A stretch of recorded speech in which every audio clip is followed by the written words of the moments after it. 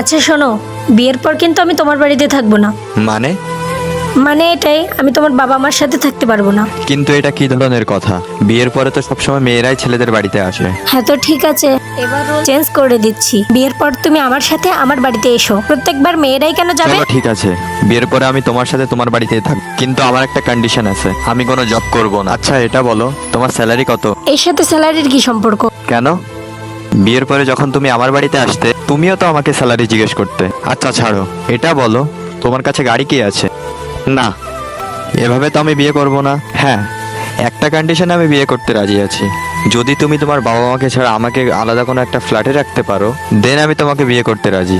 আর যদি কোনোভাবে আমাদের বিয়েটা না টেকে, তাহলে তোমার প্রপার্টির অর্ধেক শেয়ার আমাকে দিতে কখনো হবে। তোমার আলাদা করে ফ্ল্যাট চাই, কখনো তোমার আবার প্রপার্টির অর্ধেক অংশ চাই। আমাদেরকে ওই সেম কোয়েশ্চেনই করা হয়, বিয়ে করতে গেলে ভালো বাড়ি দাও, ভালো গাড়ি দাও, কমফর্ট লাইফ দাও, আর তারপরেও যদি বিয়েটা না টেকে, তখন প্রপার্টির অর্ধেক শেয়ার দাও।